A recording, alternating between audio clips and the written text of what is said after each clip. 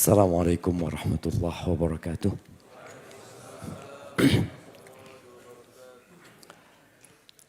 Alhamdulillah alladzi radda ilaina arwahana. Segala puji bagi Allah Jalla Jalaluh yang telah mengembalikan kepada kita arwah kita. Wa afana fi ajsadina, dan Allah memberikan afiah, nikmat sehat yang banyak manusia lupa untuk mensyukurinya. Ni'matani maghbunun fihima katsirun minan nas. Ada dua nikmat yang banyak manusia lalai untuk mengingat dan mensyukurinya. As-sihhatu wal faragh. Yang pertama adalah nikmat sehat. Yang kedua nikmat waktu luang. Orang pengangguran itu nikmat apa enggak, jemaah? Jemaah, nikmat apa enggak? Yang nganggur kepingin kerja, yang kerja kepingin istirahat. Itulah manusia. Padahal waktu luang itu nikmat yang tidak dirasakan oleh orang-orang yang sibuk. Bagaimana orang yang tidak punya pekerjaan bisa menghatamkan Al-Quran tiap 3 malam? Nggak ada kerjaan. Tapi karena dia tidak memandang itu nikmat,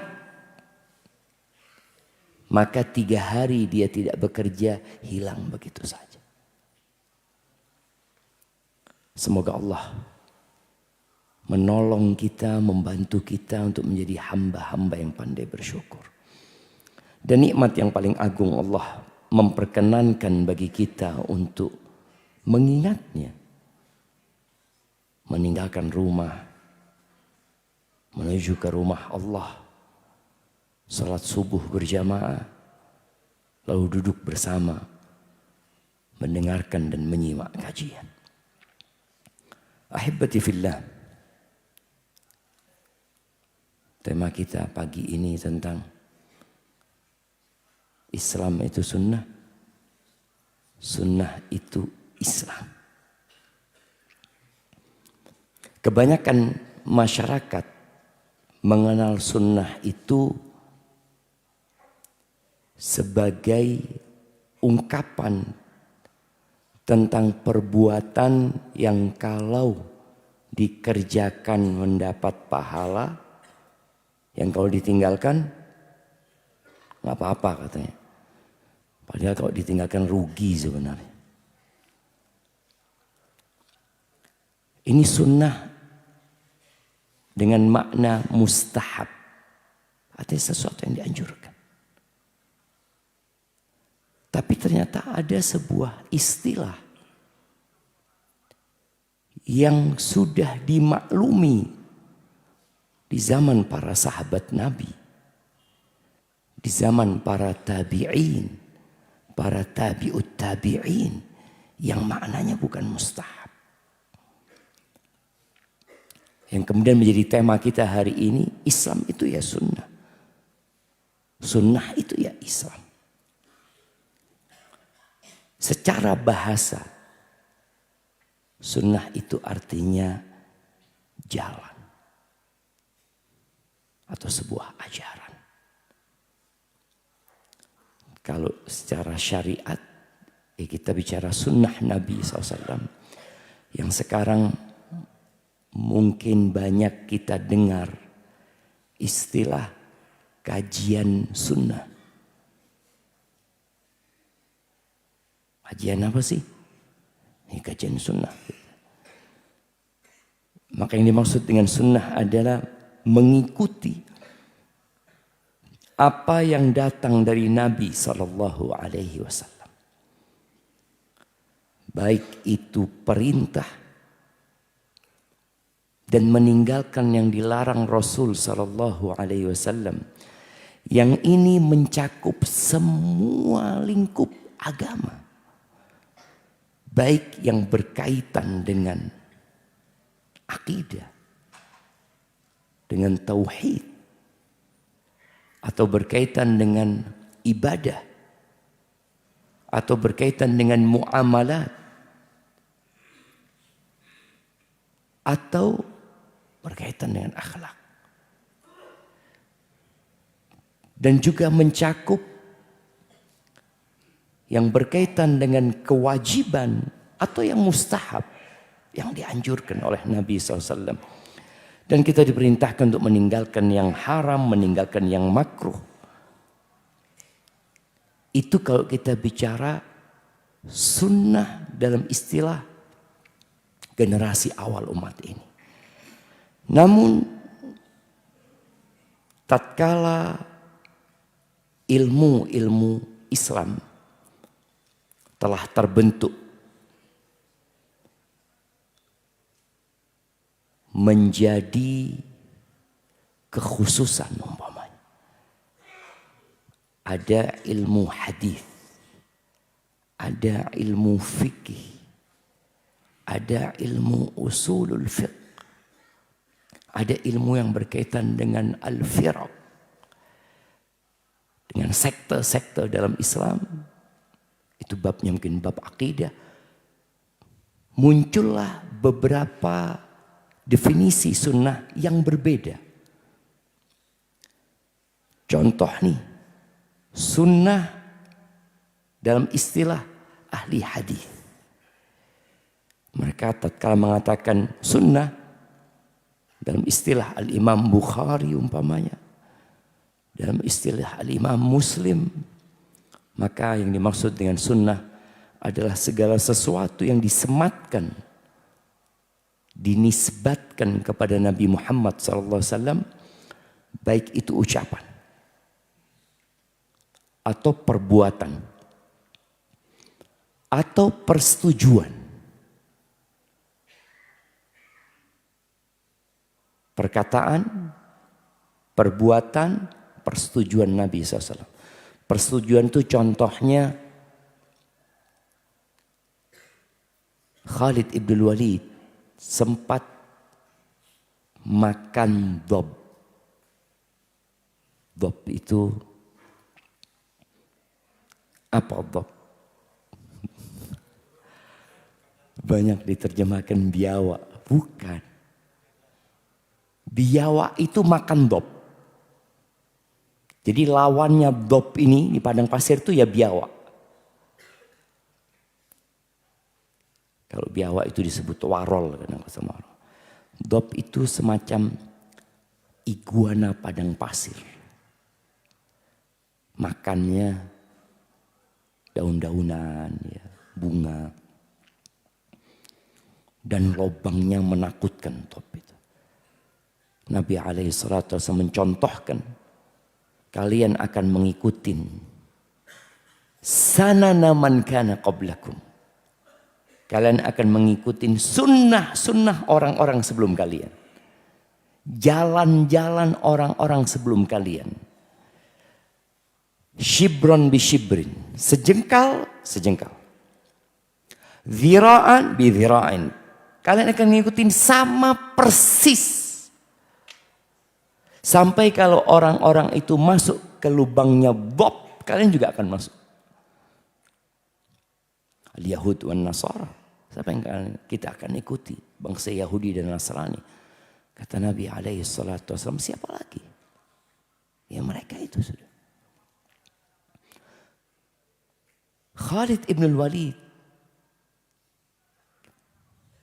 pernah makan dob. Di rumah Nabi SAW disuguhkan dob.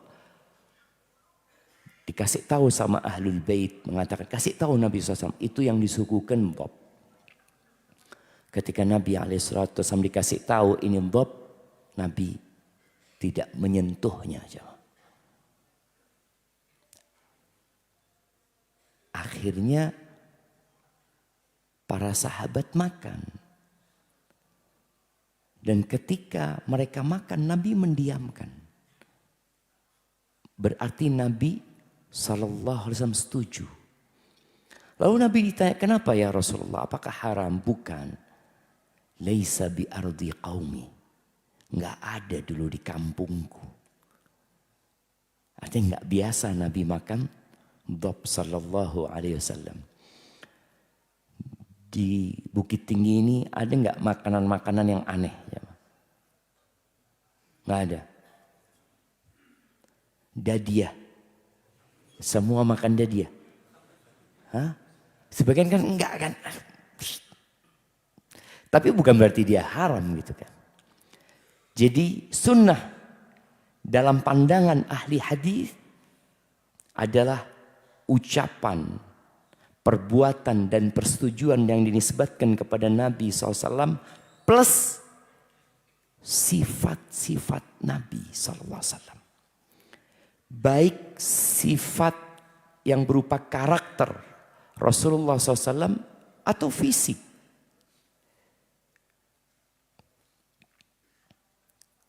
Nabi SAW makan kambing. Apakah makan kambing sunnah? Sunnah makan kambing nih. Kenapa? Nabi SAW makan. Tapi dilihat. Kalau kita bicara sunnah dari kalangan muhaddithin. Oh benar. Rasulullah SAW pernah mengkonsumsi kambing. Tapi apakah hukumnya kemudian jadi dianjurkan kita mengkonsumsi kambing? Kalau ada teman nggak mau kambing, antum menyelisihi sunnah.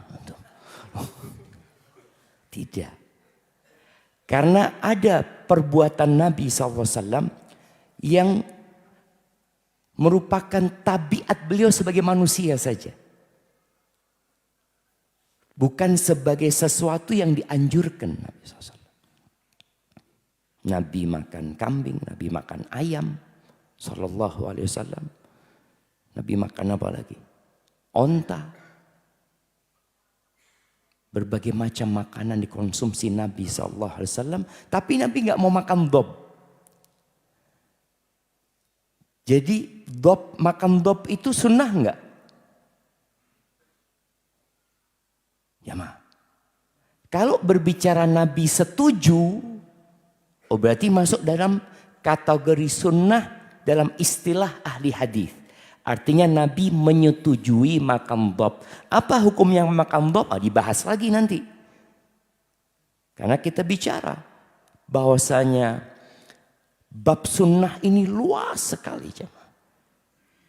Namun ketika kita berbicara tentang akhlak Nabi SAW secara umum,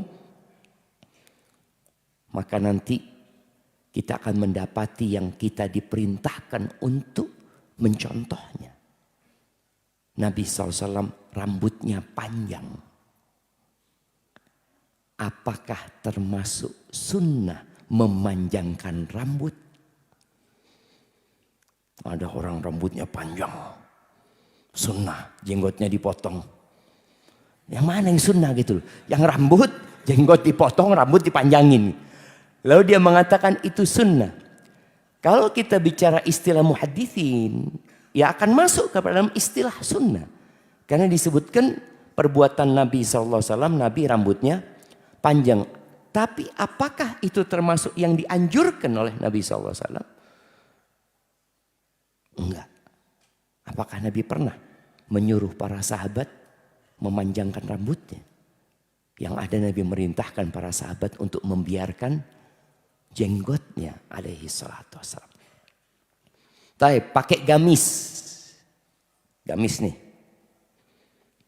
Apakah termasuk sunnah? Artinya sunnah maknanya dianjurkan.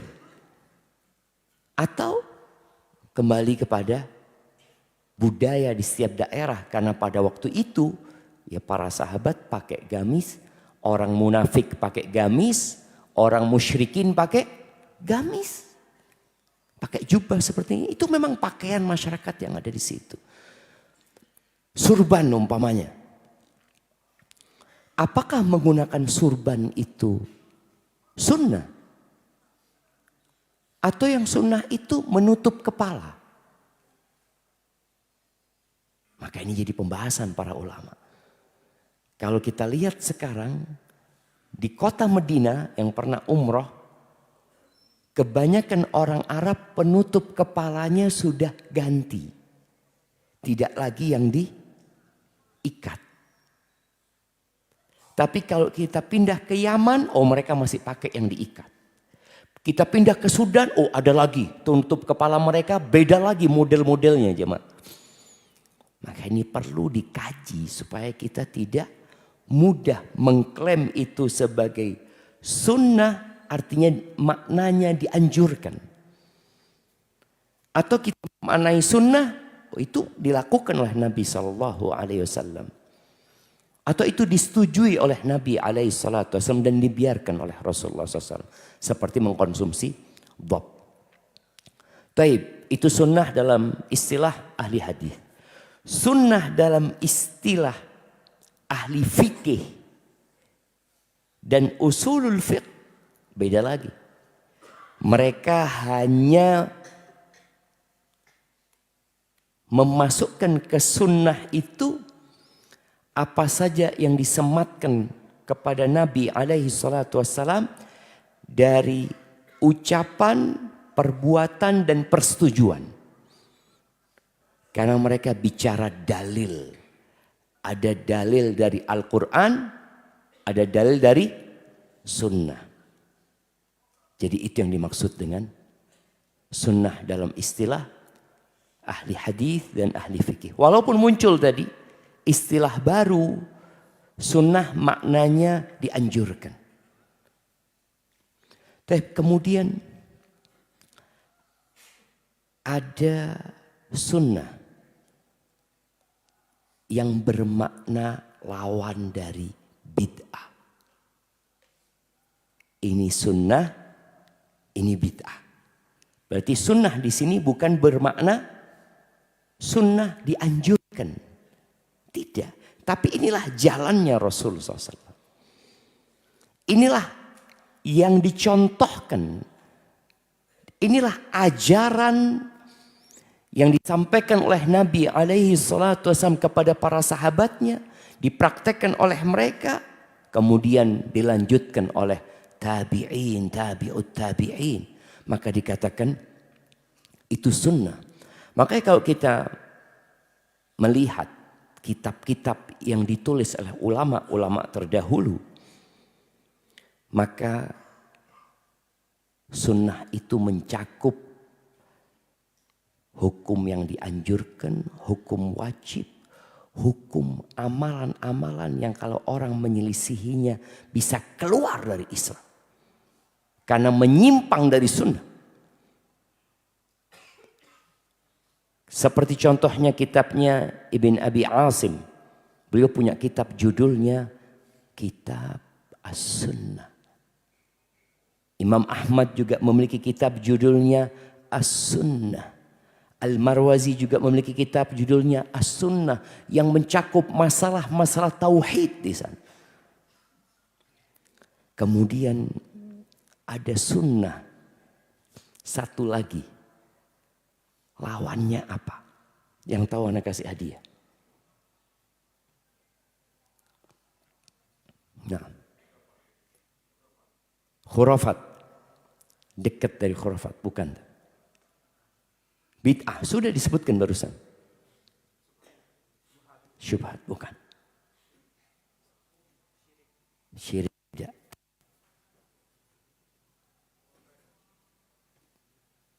Bukan. Lah. Yang sekarang lagi ramai jemaah. Takhayul. Bid'ah sudah disebutkan tadi. Sunnah lawannya Syiah. Iya. Kan lagi rame sekarang. Berkaitan dengan kejadian perangnya Iran dengan Israel. Kemudian rame sunnah Syiah. Sunnah Syiah. ketika kita bicara sunnah lawannya bid'ah, maka akan banyak istilah juga ahlus sunnah, ahlul bid'ah. Dan ahlul bid'ah ini ketika Nabi SAW menyampaikan iftaraqatil Yahud, bangsa Yahudi terpecah belah menjadi 71 golongan. Waftaraqatin Nasara ala 72 firqah. Orang-orang Nasrani terpecah belah menjadi 72 golongan.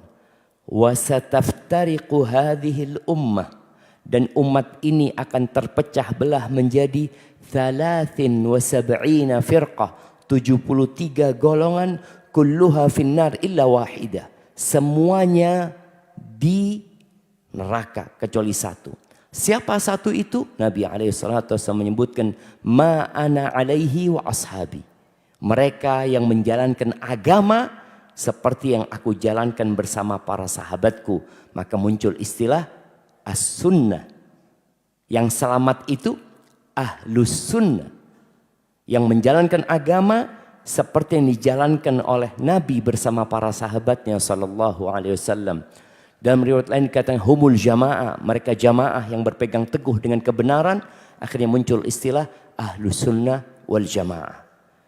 Lawannya ahlul bid'ah wal furqah, mereka orang-orang yang menyimpang dari sunnah tadi, dari ajaran Nabi SAW, dan mereka berpecah belah menjadi tadi 72 golongan. Namun kelompok-kelompok yang berpecah belah ini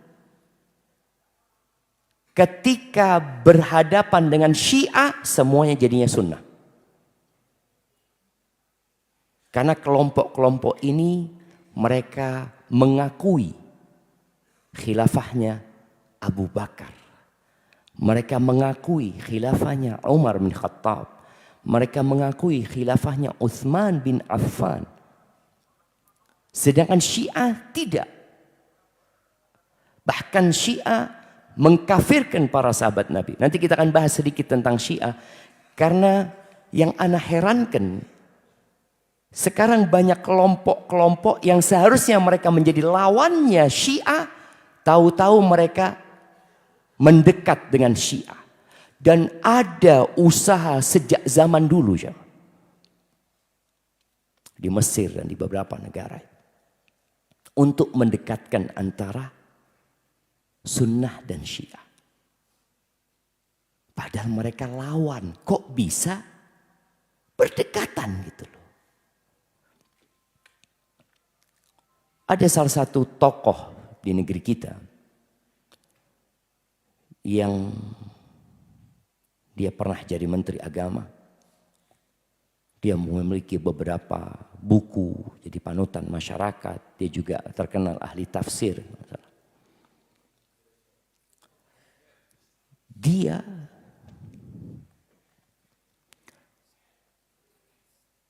ketahuan kalau ternyata punya pemikiran yang sama dengan Syiah setelah dia menjadi public figure. Saat dia mengarang buku judulnya Sunnah dan Syiah Bergandengan Tangan. Baru ketahuan, oh ternyata orang ini selama ini menampilkan diri sunnah dari sisi lawannya Syiah, tapi tatkala dia punya posisi, dia berusaha untuk mendekatkan yang berlawanan. Mana mungkin jamaah? Air bertemu dengan minyak. Ya bertemu mungkin, tapi dia nggak menyatu. Maka hendaklah kita tahu apa itu sunnah dan apa itu Syiah. Dan mungkin kita akan mendengar ungkapan Syiah kan macam-macam Ustaz. Nggak satu macam. Sahih. Jadi Syiah ini bermula dari hanya mengagungkan, memuliakan Ali dari Utsman. Mereka mengatakan Ali lebih utama dari Utsman. Tidak lebih utama dari Abu Bakar dan Umar. Kemudian berkembang lagi Ali lebih utama dari yang tiga. Kemudian berkembang lagi akidah Syiah ini sampai mereka beranggapan bahwa tiga orang itu merampok kekhilafaan dari Ali bin Abi Thalib. Berkembang lagi bahwasanya mereka sahabat Nabi semuanya kafir. Berkembang lagi mereka punya imam 12 yang tidak mengakui imam mereka kafir. Dan Syiah yang ada di Iran yang ini. Jadi kalau kita sekarang mendengar kalimat Syiah, maka yang dimaksud Syiahnya Iran. Dan mereka Syiah Ithna Asyariyah, Syiah Imamiyah, Syiah Ja'fariyah yang mengkafirkan semua yang tidak sama dengan mereka. Lalu tahu-tahu kita mau dekat sama mereka.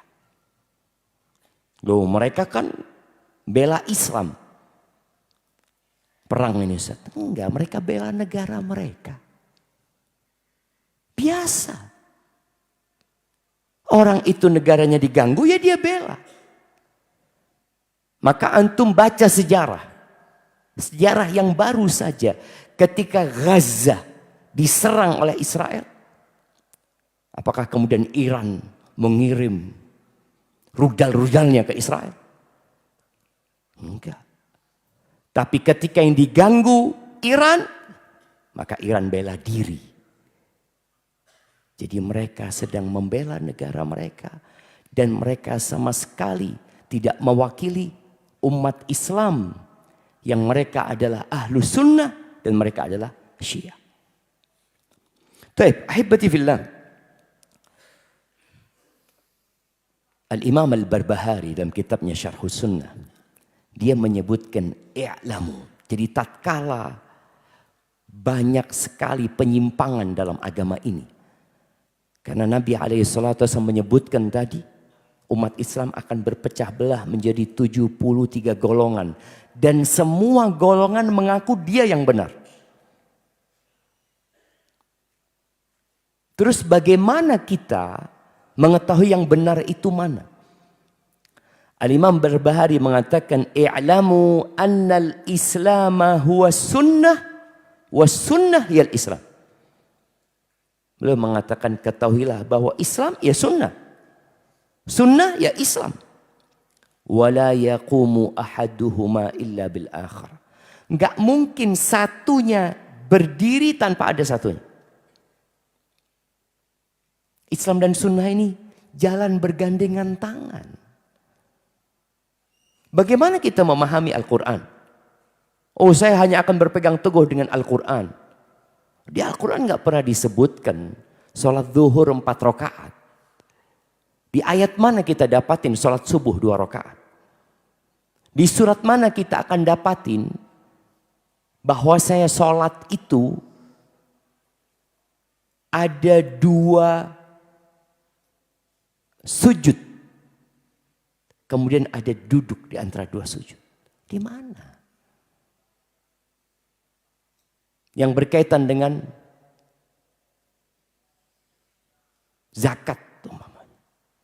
Di mana dijelaskan nisabnya zakat di sana? Tidak dijelaskan. Dijelaskan di sunnah Nabi SAW. Maka tatkala seorang muslim, maka dia harus sunni. Dia harus mengikuti sunnahnya Nabi SAW. Tentang bagaimana menjalankan Islam ini. Dan Nabi SAW pernah menyampaikan kepada para sahabatnya. Fa'innahu man ya'ish minkum ba'di fasayara ikhtilafan katsir.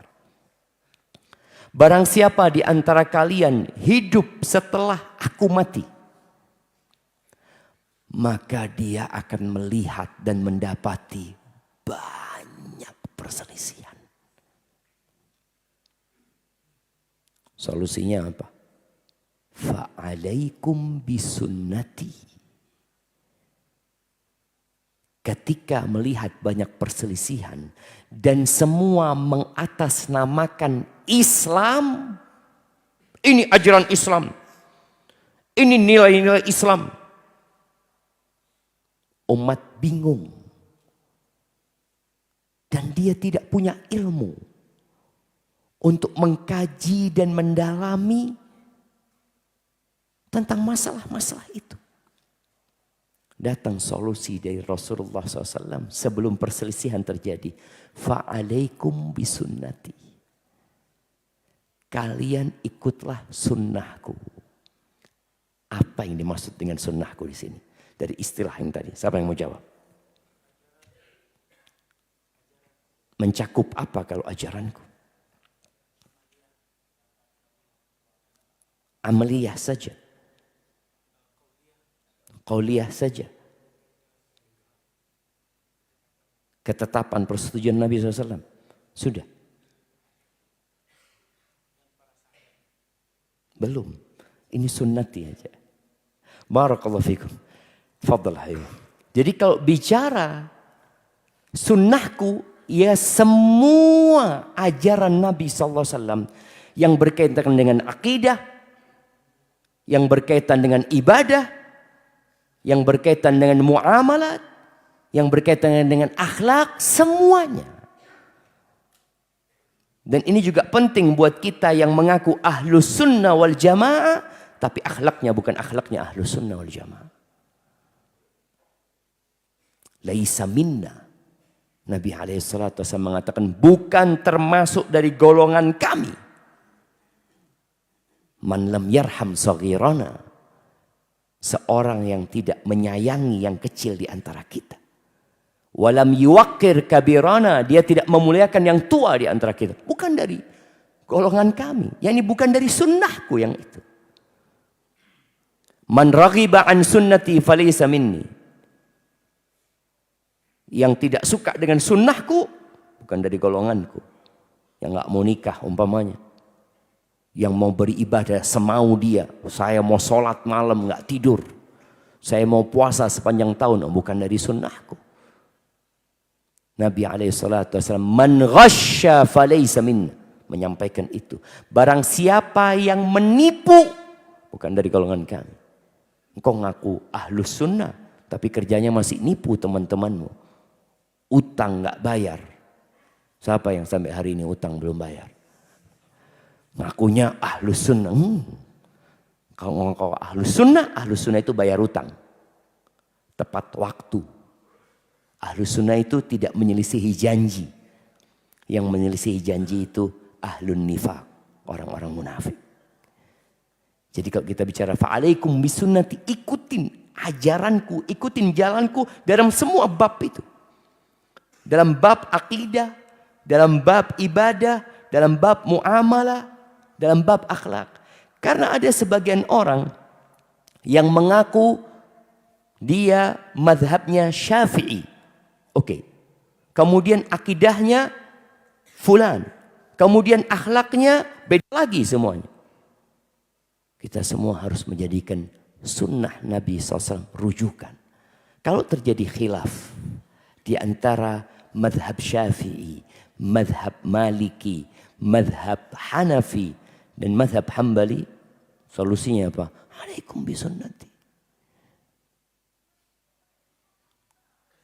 Ketika akhir tahun Masehi selalu terjadi khilaf masalah mengucapkan selamat Natal. Ada ustadz yang ngomong boleh ustadz. Ada yang mengatakan makruh. Ada yang mengatakan haram. Terus kita umat bingung. Fa'alaikum bisunnati. Di zaman Nabi Muhammad SAW sudah ada tidak orang Nasrani? Sudah ada tidak orang Yahudi? Kok tahu-tahu muncul sebagian orang mengatakan umat Islam Indonesia umat yang paling toleransi. Kok nggak lihat? Orang yang paling toleransi adalah Nabi Muhammad SAW. Terus kita mengklaim orang yang paling toleransi adalah para sahabat Nabi. Sallallahu ala nabiyina wasallam wa radiyallahu an ashabi ajma'in. Lalu kita mengklaim kita orang yang paling toleransi. Iya, karena mereka tidak pernah berinteraksi kecuali dengan umat Islam. Ya Allah. Islam itu muncul di kota Mekah, semua orang musyrik. Mereka berinteraksi dengan Abu Jahal, dengan Abu Lahab. Di Ka'bah itu ada 360 berhala. Dan tidak ada satupun yang dihancurkan sama Nabi SAW dan para sahabatnya ketika mereka 13 tahun berada di kota Mekah. Terus ngomong paling toleransi. Kapan dihancurkan berhala-berhala di Ka'bah? Penaklukan kota Mekah. Baru dihancurin. Ketika umat Islam berkuasa dan itu kesyirikan dan orang-orang Mekah, mereka tunduk, selesai.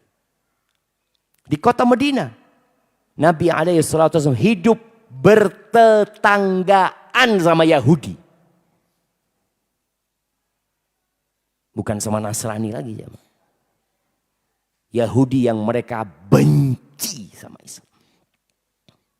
Tapi karena sama-sama warga negara Madinah, ia saling menghargai. Tapi kenapa kemudian orang-orang Yahudi diusir dari kota Madinah? Berkhianat mereka. Di negeri kita pun kalau ada pengkhianat-pengkhianat kita akan usir. Itu yang terjadi. Jadi jangan sampai ada klaim merasa kita yang paling Islami. Ketika kita tidak mengikuti sunnah Nabi SAW. Maka tatkala terjadi perselisihan, ikutin sunnahku. Bagaimana Nabi bermuamalah sama Yahudi. Bagaimana Nabi bertetanggaan dengan Nasrani. Bagaimana para sahabat ketika hidup di Palestina. Itulah sunnah. Fa'alaikum bisunnati wa sunnatil khulafa'ir rasyidin al-mahdiyyin min ba'di. Kalian berpegang teguhlah dengan sunnah para khalifah-khalifah yang mendapatkan petunjuk setelah aku. Tamassaku biha.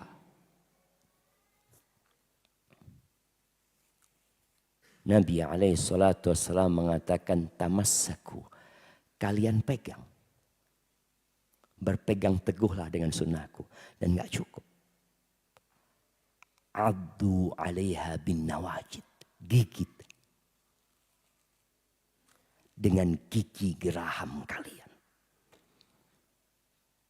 Kalau kita hanya pegang, kadangkala ada yang narik jamaah. Lepas dari tangan kita. Tapi kalau kita pegang dan kita gigit, maka sunnah itu tidak akan lepas kecuali nyawa kita yang lepas. Wa iyyakum wa muhdatsatil umur. Dan hindari, jauhi perkara-perkara yang baru dalam urusan agama ini. Yang tidak ada landasannya dari Al-Quran. Tidak ada landasannya dari sunnah. Tidak ada contohnya dari Nabi dan para sahabatnya. Dalam urusan agama. Fa inna kulla muhdatsatin bid'ah. Karena semua hal-hal yang baru tadi dalam urusan agama yang tidak ada landasannya dari Al-Quran dan Sunnah itu bid'ah. Wa kullu bid'atin dhalalah. Dan semua yang disebut bid'ah itu sesat. Sesat. Itu mic yang dipakai Ustaz. Tap.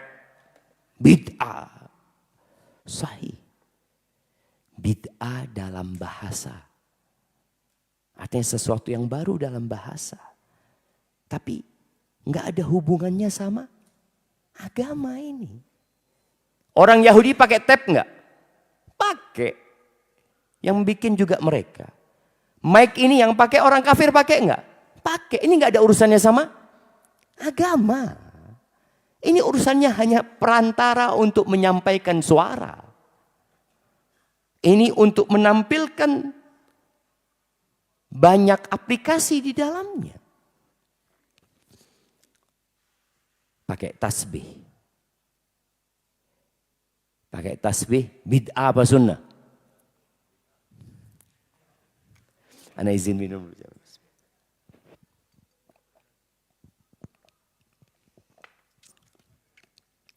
Tasbih itu alat ibadah apa alat hitung?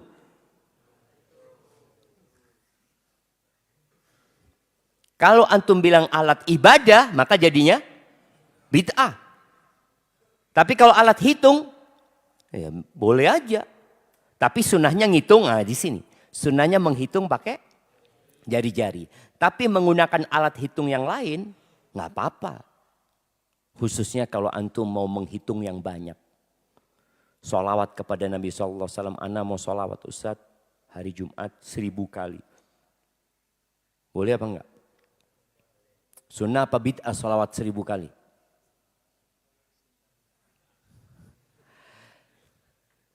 Sholawat disuruh banyak. 1000 boleh, tapi nggak boleh kita menetapkan nggak boleh lebih. 1000 aja. Oh, kalau engkau bilang nggak boleh lebih, perlu dalil. Karena dalil dari Nabi SAW mengatakan fa'akthiru, perbanyak. Berarti 1000 ke atas boleh. 1000 ke bawah juga boleh. Yang penting banyak, kata Nabi SAW. Contoh Nabi SAW setelah sholat mengucapkan subhanallah paling banyak berapa? 33 kali. Lalu antum mengatakan enggak. Nabi kan sudah diampuni dosa-dosanya SAW. Aku kan belum. Aku pokoknya subhanallah setelah sholat 3300. Waduh. Ini butuh dalil. Dalil yang ada 33 kali.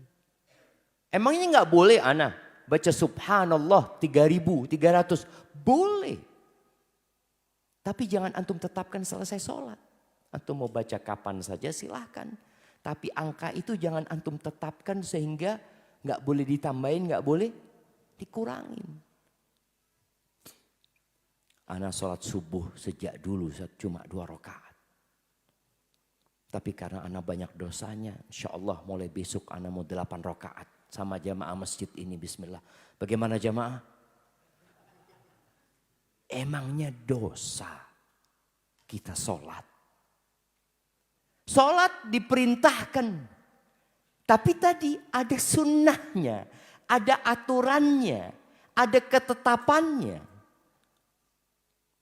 Ana pernah sholat maghrib, isya jamak qashar. Dalam sebuah perjalanan naik bus, mampir di rest area, ada imamnya sholat maghrib. Dia ngomong, jamak qashar ya? Iya. Tahu-tahu sholat maghrib 2 rakaat. Wallah dia sholat maghrib 2 rakaat. Ana ngomong, ana nambah kan. Terus ana, Bapak kok sholat maghribnya 2 rakaat loh? Kan saya sudah ngomong qashar. Oh iya ngomong qashar. Tapi maghrib gak bisa diqashar Pak. Ada kitabnya itu, kamu belum baca. Oh iya sudah. Aku sedebat panjang-panjangan tuh. Kalau nemu orang kayak gitu gak perlu debat panjang-panjang. Anak iya sudah, dia punya kitab sendiri mungkin gak tahu. Tapi dia nyebutkan seperti itu. Maka ketika terjadi khilaf ingat fa'alaikum bisunnati. Perkara-perkara yang baru dalam urusan agama, dalam urusan ibadah atau keyakinan.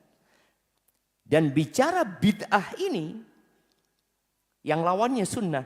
Bid'ah itu ada bid'ah mukaffirah, ada bid'ah mufassiqah. Ada bid'ah yang menyebabkan pelakunya kafir. Seperti bid'ahnya kaum hululiyah, ittihadiyah. Yang mereka mengatakan Allah bisa menyatu dengan hambanya. Bid'ah yang mengatakan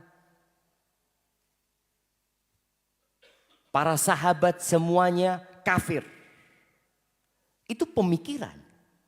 Jadi bid'ah itu ada bid'ah yang berupa amalia, ada bid'ah yang merupakan keyakinan. Itu bisa membuat orang keluar dari Islam. Ada bid'ah yang menyebabkan pelakunya enggak sampai kafir. Cuma dia ya fasik saja. Khawarij. Khawarij itu memiliki bid'ah mengkafirkan Ali bin Abi Thalib.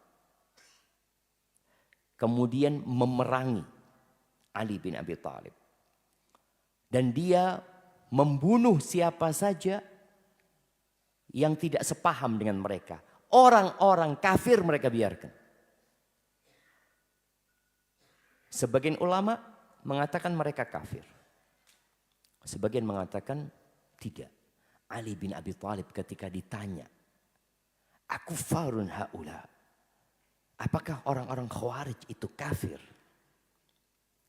Ali bin Abi Thalib mengatakan radhiyallahu anhu, "Minal kufri farru." Mereka sejatinya orang-orang yang sedang melarikan diri dari kekufuran. Menyimpang tapi mereka. Tapi Ali tidak menghukumi mereka sebagai kafir. Jadi kita nggak boleh bermudah-mudahan menghukumi orang kafir. Kembalikan kepada para ulama. Ada hukum yang secara umum. Taib. Bicara perintah Nabi SAW untuk berpegang teguh dengan sunnahnya. Dan ternyata berpegang teguh dengan sunnah yang artinya ajaran Nabi Muhammad SAW secara keseluruhan itu nggak mudah. Nabi SAW mengatakan, "Innal Islama bada'a ghariban, fasayaudu ghariban kama bada." Islam ini dimulai dengan keasingan. Aneh. Dan akan kembali seperti awalnya. Asing. Fatuba lil ghuraba. Maka sebuah keberuntungan. Tuba itu juga disebutkan pohon di surga Allah Azza wa Jalla buat orang-orang yang asing. Tatkala kita melihat umat Islam secara keseluruhan, umat Islam ini asing di tengah orang-orang kafir. Umat Islam asing di tengah orang-orang kafir. Ketika ada seorang wanita yang berjilbab di tengah orang-orang kafir yang di situ mereka tidak pernah mengenal Islam, maka dianggap aneh. Apaan ini? Ketika mereka melihat ada muslim sholat, mereka perhatikan. Beberapa orang non-muslim itu masuk ke masjid umat Islam untuk melihat ibadahnya umat Islam. Karena diingat, kok gitu ya mereka ruku, sujud, ngapain mereka?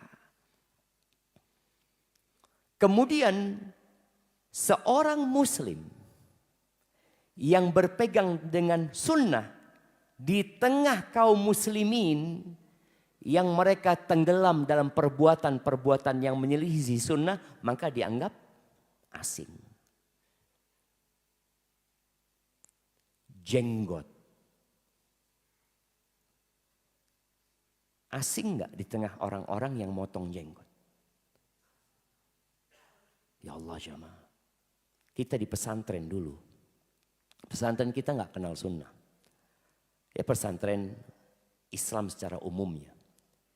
Itu ada salah satu ustadz kita yang punya jenggot. Kita santri itu memperolok-olok ustadz ini. Ustadz itu pernah lanjut belajar lalu balik lagi. Itu santri tulis di tembok. Tulisannya kambing, comeback kata dia. Iya jemaah. Seperti kambing. Apa sih jenggot cuma 7 helai dipiara itu. Jadi olok-olokan. Padahal Nabi SAW mengatakan u'ful liha atau a'ful liha. Biarkan jenggot. Wahfus syawarib. Dan kalian cukur itu kumis. Ini sunnah. Hukumnya apa? Apakah hukumnya anjuran? Kalau bicara perintah Nabi SAW, perintah itu bisa wajib, bisa anjuran. Tapi ini sunnah loh. Nabi SAW membiarkan jenggotnya. Para sahabat Nabi membiarkan jenggotnya. Lalu muncul orang berjenggot dianggap aneh di masyarakat. Kalau jalan dilihat, lihat kambing jadi lewat itu, Masya Allah. Ya. Taib. Cingkrang. Kebanjiran ya Maya. Memendekkan pakaian, artinya mengangkat pakaian di atas mata kaki. Itu termasuk sunnah apa tidak?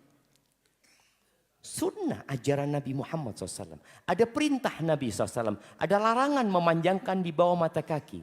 Kalau kemudian kalau kita bicara hukumnya, mungkin kita akan mendapati para ulama berbeda pendapat.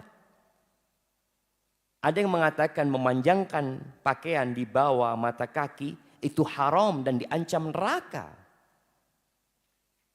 Ada yang mengatakan, oh itu haram kalau sombong. Kalau tidak sombong, makruh, bukan boleh. Al-Imam An-Nawawi dalam kitabnya Riyadhus Shalihin, beliau membahas tentang masalah ini. Beliau condong kepada yang berpendapat haramnya memanjangkan pakaian di bawah mata kaki kalau sombong dan makruh kalau tidak sombong. Itu pendapat Imam Nawawi.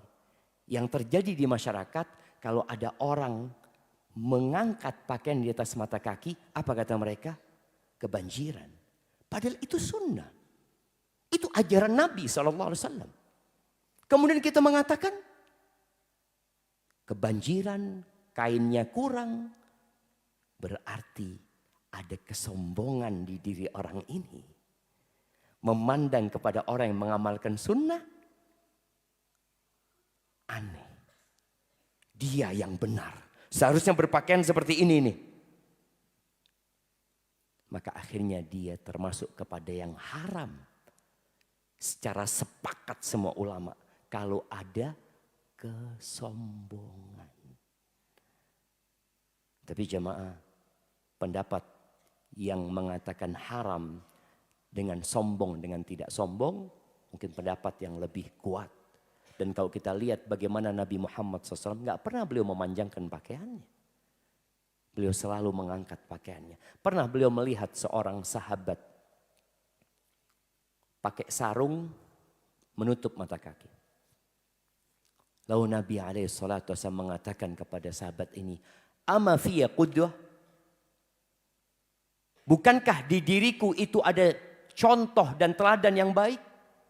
Lalu sahabat ini menoleh kepada sarungnya Nabi SAW. Fa'idha huwa nisfus saq. Ternyata sarungnya Nabi Muhammad SAW setengah betis. Lalu sahabat ini mengangkat sarungnya supaya sama dengan Nabi SAW mengikuti sunnah.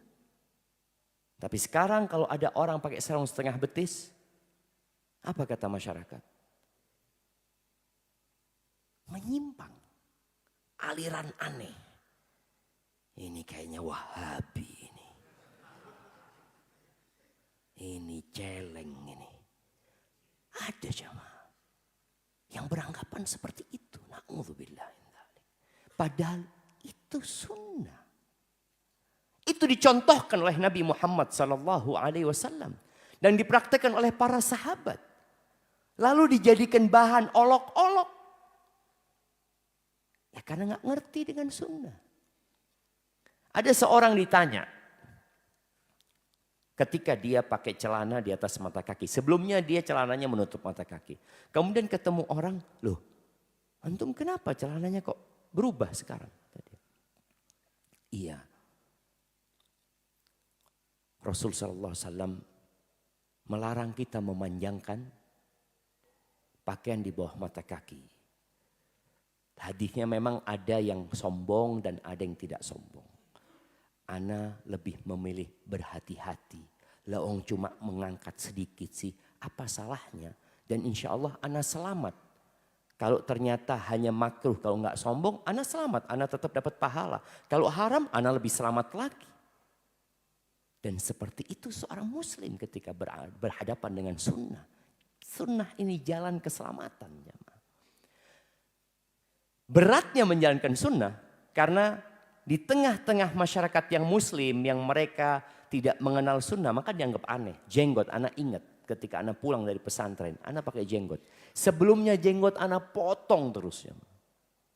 Model gini, model macam-macam sudah jemaah. Anak SMA, kelas 3 SMA. Anak pulang ke rumah, anak biarkan jenggot anak. Anak langsung disidang sama orang tua. Sama paman juga. Ditanya. Syafiq ikut aliran apa? Loh. Bayangin jamaah. Pakai jenggot langsung ditanya ikut aliran apa? Ini dari anehnya orang yang pakai jenggot. Apalagi masih muda. Kalau siapa pemain bola yang sempat pakai jenggot? Siapa? Messi. Ini kasih hadiah buat antum. Kenal sama Messi. Iya, ketika Messi pakai jenggot, pada pakai jenggot fansnya. Bukan karena sunnah. Ketika ada orang-orang yang pakai celana di atas mata kaki, artis-artis Korea, ya, yang celananya di atas mata kaki ini tuh keren kata dia. Tapi kalau Muslim pakai di atas mata kaki kebanjiran nanti gitu.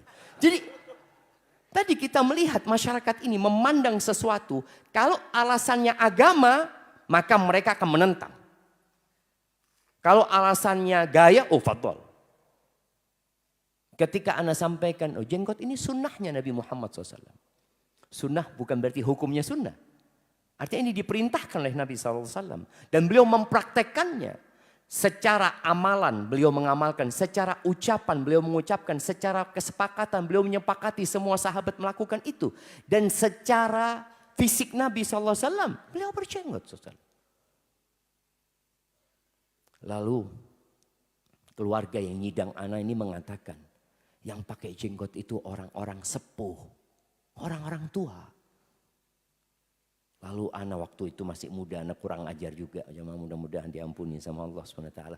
Kita itu anak muda kadang-kala memang amar ma'rufnya gak hikmah. Anak mengatakan, mana orang-orang tua yang pakai jenggot? Semua pada dipotong jenggotnya. Dan betul. Semua pada dipotong jenggotnya. Ini urusannya agama. Maka mereka akhirnya menentang karena dianggap mereka tidak menjalankan agama dengan baik. Tapi kalau dikatakan, ini gaya. Bagus kalau gaya, keren. Nabi SAW menyampaikan jamaah, inna min waraikum ayyamas sabr. Di balik kalian itu ada hari-hari yang penuh kesabaran. As-sabru fihi mithlu qabdi alal jamr. Kesabaran di dalamnya seperti orang yang memegang bara api. Jamaah. Siapa yang kuat? Kita pegang bara api, luka. Kalau dibiarkan luka. Dilepas, kita akhirnya tidak memegang ajaran agama itu. Tapi pahalanya kata Nabi SAW, lil amili fihinna bima antum alai ajru khamsina minkum. Untuk orang yang berpegang teguh dengan agamanya pada waktu itu. Yang mengamalkan seperti yang diamalkan para sahabat Nabi. Itu akan mendapatkan pahala 50 orang dari kalian. Kata para sahabat Nabi SAW. Awaminhum ya Rasulullah. Bukan 50 dari mereka. Bukan dari kalian. Karena pada masa Nabi Muhammad SAW bersama para sahabatnya. Memegang sunnah itu mudah. Karena semuanya pada menjalankan sunnah. Nabi imamnya. Menjalankan sunnah SAW. Ada Abu Bakar, ada Umar. Lingkungannya semua menjalankan sunnah. Jadi gak ada yang aneh. Contoh perempuan sekarang, mereka pakai jilbab besar. Dan kalau kita melihat perjalanan jilbab ini, ana bersyukur sama Allah Subhanahu wa taala.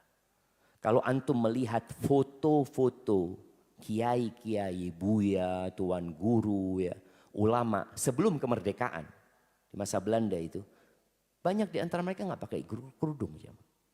Kalaupun pakai kerudung itu hanya sekedar kain yang ditaruh di atas kepalanya. Kemudian setelah itu berkembang. Jadi jilbab yang menutup rambut. Ana mengikuti bagaimana perubahan di ibu Ana. Yang awalnya tidak pakai jilbab, kemudian pakai jilbab yang rambutnya ditutupin, tapi antingnya masih kelihatan. Nah, ada proses itu. Kemudian muncul kerudungnya Mbak Tutut. Iya. Selendang aja yang rambutnya masih kelihatan seperti itu. Terus sampai akhirnya muncul kerudung segitiga yang mulai orang itu menutup walaupun masih kecil ya. Kemudian sampai besar. Alhamdulillah. Kemudian ada yang pakai cadar. Ana pernah bertemu dengan salah satu mu'allaf ya. Yang kemudian dia jadi da'i. Dia umroh bersama suaminya. Ana pada waktu itu yang mendampingin. Ketika kita ziarah ke kota Madinah. Dia ngomong, apa ini? Kok orang-orang di sini pada pakai cadar? Ajaran siapa cadar itu? Waduh, Ana ngomong. Ana sampaikan, afwan ustazah, Ana sampaikan. Istri-istri Nabi Muhammad SAW semuanya pakai cadar. Hah, betul. Iya. Istri-istri para sahabat Nabi kebanyakan pada pakai cadar mereka. Baru dia ngerti. Sekelas dia yang sudah belajar agama pada waktu nggak ngerti. Makanya tatkala muncul cadar, apa kata orang-orang? Ninja. Ninja.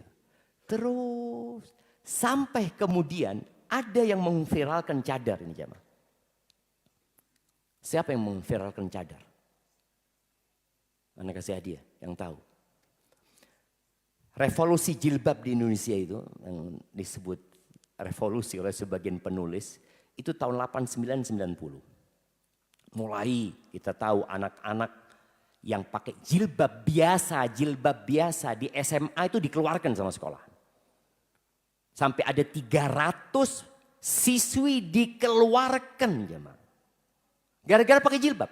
Ini menunjukkan tadi Islam ini dimulai dengan keanehan dan akan kembali aneh. Karena kok tahu ada yang pakai jilbab di kelas ini. Padahal presidennya muslim. Menteri pendidikannya pada saat itu muslim. Kepala sekolah yang mengeluarkan anak itu muslim. Guru-gurunya muslim. Tinggal di negeri mayoritas muslim. Tapi jilbab dianggap aneh. Kemudian sampai ke cadar. Alhamdulillah sekarang kita melihat cadar mulai biasa. Ada yang membuat cadar itu kemudian agak lumrah. Nggak tahu antum. Ana ingin menyampaikan bahwasanya novel itu termasuk yang menyebarkan pemikiran dengan halus. Baik itu pemikiran yang benar atau pemikiran yang menyimpang. Cerita. Kemudian ada sebuah novel. Judulnya Ayat-ayat cinta. Iya betul. Yang kemudian jadi film kemudian atau apa. Seperti itu. Yang kemudian ditampakkan, oh ternyata gak ada masalah cadar itu. Seperti itu. Sampai ada di beberapa daerah, ada satu daerah. Yang di sana banyak yang pakai cadar jemaah. Gangnya dikenal dengan gang ayat-ayat cinta. Karena mereka masyarakat nonton gitu loh. Yang benar-benar Al-Quran, sunnah Nabi SAW nggak dibaca, yang ditonton seperti itu. Dan saat ini orang-orang barat sedang berusaha untuk menyebarkan LGBT. Feminisme. Dari mana? Dari film-film Hollywood. Di film-film Hollywood itu sudah mulai muncul. Ada yang laki suka sama laki, perempuan sama perempuan. Ya. Yang penontonnya itu dibikin hanyut jemaah. Dalam cerita tersebut. Jadi ingat berpegang teguh dengan sunnah itu membutuhkan perjuangan jemaah. Tapi itulah kebenaran. Yang insya Allah kita akan berjumpa dengan Nabi SAW di telaganya. Yang terakhir. Saya ingin menyebutkan tentang Syiah. Syiah Imamiyah, Ja'fariyah, Ithna Asyariyah yang dianut oleh Iran pada saat ini. Mereka memiliki keyakinan namanya imamah. Mereka meyakini imam yang 12. Dan mereka meyakini bahwa imam mereka itu dapat wahyu. Bahkan imam mereka itu derajatnya lebih tinggi dari para nabi. Di kitab mereka, ini dari kitab Biharul Anwar ya. Ana hanya akan menyebutkan bab yang ada di kitab itu. Ana tidak akan bahas tentang isinya. Ada bab yang judulnya bab annahum a'lam minal anbiya. Bab berkaitan bahwasanya para imam 12 itu lebih berilmu daripada para nabi. Wa fihi 13 haditsan. Dalam bab ini ada 13 hadis. Jadi mereka bikin hadisnya. Bahwasanya imam mereka lebih berilmu daripada para nabi. Kemudian bab tafdilihim alal anbiya. Bab mereka lebih utama dari para nabi wa ala jami'il khalq. Dan dari semua makhluk yang ada. Wa akhdhi mitsaqihim anhum wa anil malaika wa an sa'iril khalq. Dan bahwasanya telah diambil perjanjian mereka menjadi imam agar para malaikat dan semua itu mengikuti imam itu. Wa anna ulil azmi, bahwasanya ulul azmi minar rusul. Siapa ulul azmi minar rusul?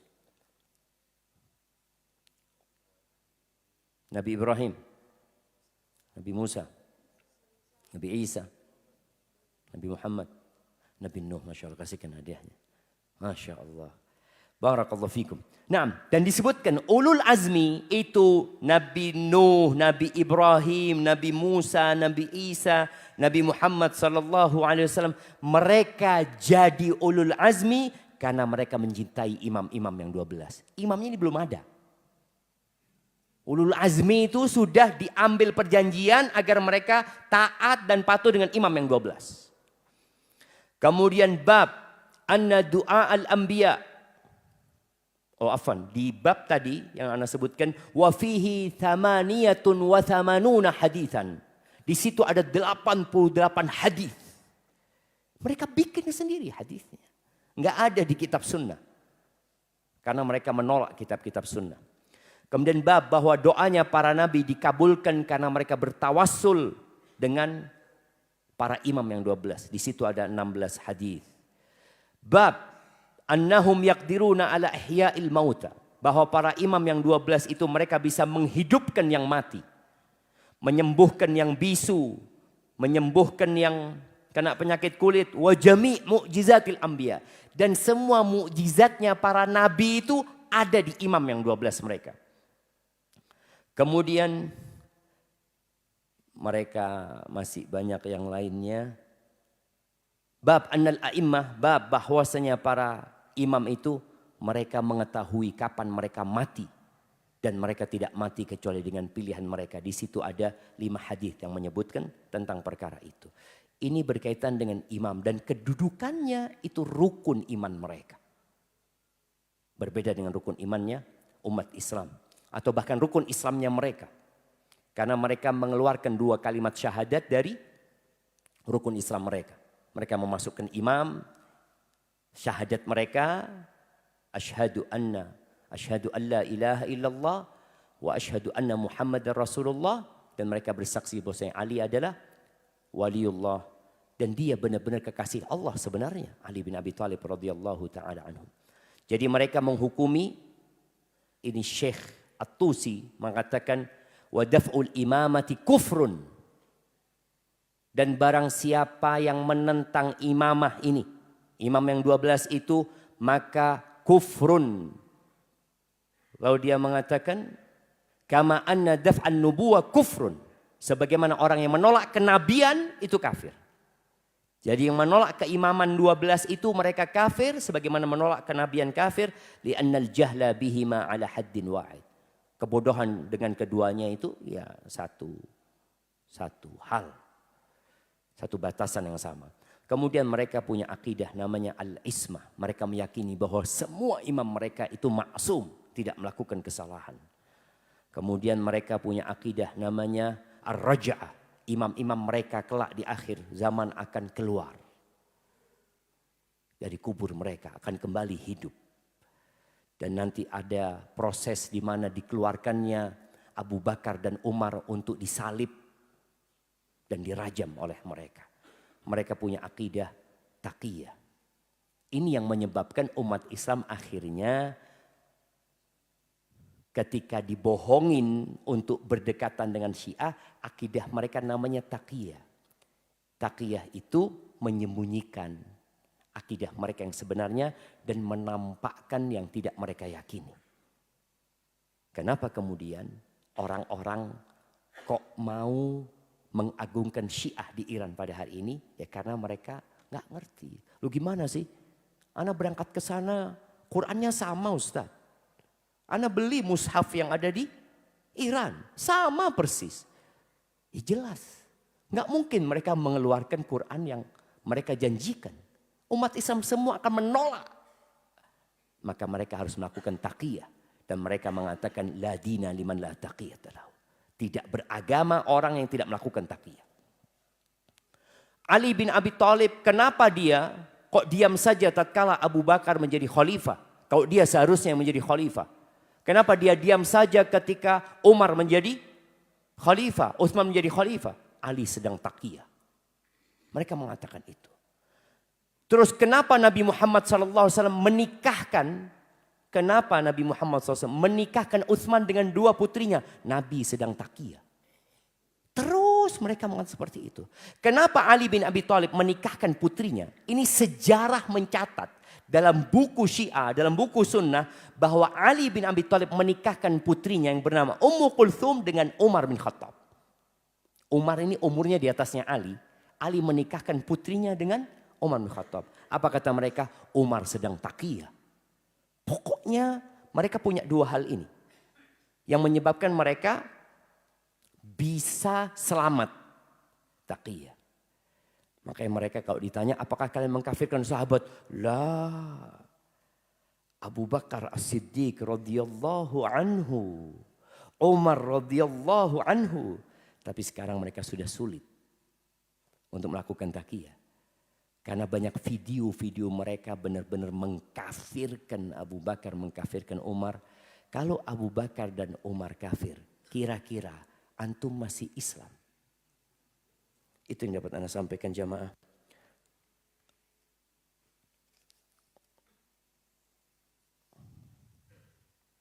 Assalamualaikum Ustaz, boleh katanya agama lewat AI? Boleh enggak jamaah? AI ini menyimpulkan dari referensi yang paling banyak. Kalau referensi yang paling banyak dan sekarang Syiah sedang gencar ya. Kalau kita mencari pencarian di Google, ternyata sudah mulai banyak situs-situs Syiah yang di-up. Kayaknya memang ada usaha yang masif, perencanaan yang matang. Sekarang kalau kita AI masih banyak lah jawaban-jawaban yang mirip. Tapi ke depan kita nggak tahu.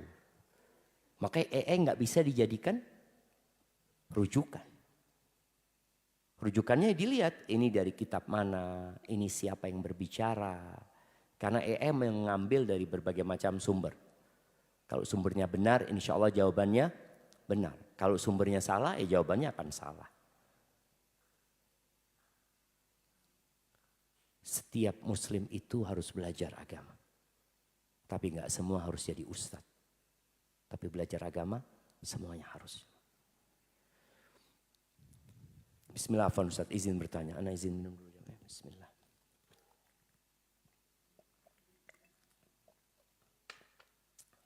Alhamdulillah. Ibu Ana tidak suka dengan suami Ana. Yang penting anti suka sebenarnya. Sering berkata kasar langsung kepada suami Ana. Bagaimana Ana sebagai anak dan sebagai istri Ustaz? Berdosakah Ana jika tidak membawa ibu tinggal bersama? Tolong doakan anak bisa menjadi anak yang berbakti kepada orang tua dan istri yang bisa menjaga kehormatan suami. Dan berdosakah Ana memberi uang ke ibu Ana dari penghasilan suami mengingat beliau tak suka dengan suami Ana? Yang pertama, ini buat kita semua. Kita itu wajib berbakti kepada orang tua kita dan bukan kepada mertua kita.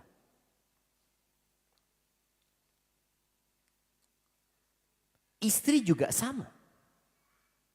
Istri punya kewajiban berbakti kepada orang tuanya, bukan kepada mertuanya. Allah Azza wa Jalla mengatakan wabil walidaini ihsana. Dan kepada dua orang yang melahirkan ini ihsana, berbuat baik kepada keduanya. Karena mereka punya jasa yang tidak tergantikan.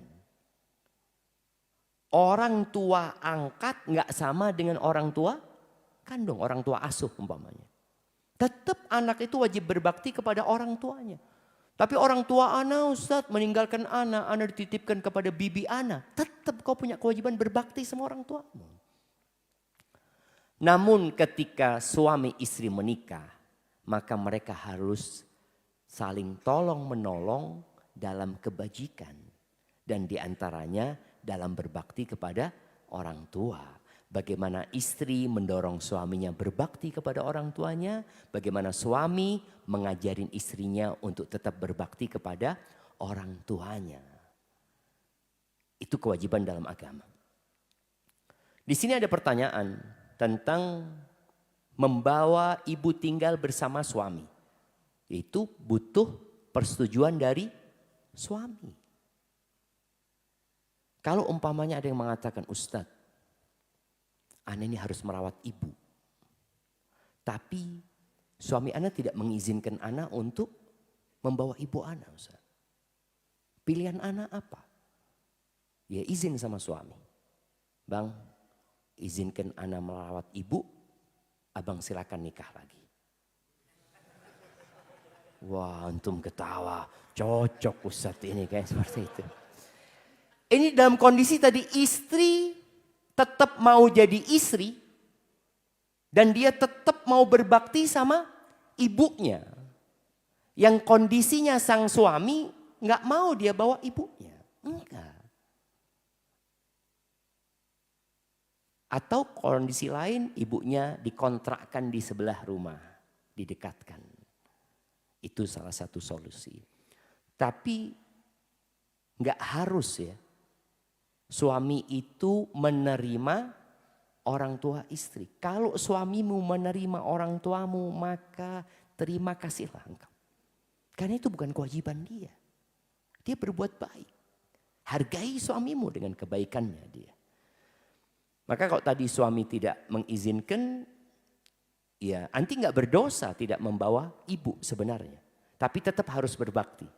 Berbaktinya caranya ya mungkin ibu disuruh dekat tinggalnya, mungkin kalau punya rezeki berbagi sama ibu, mungkin dikasih pembantu ya.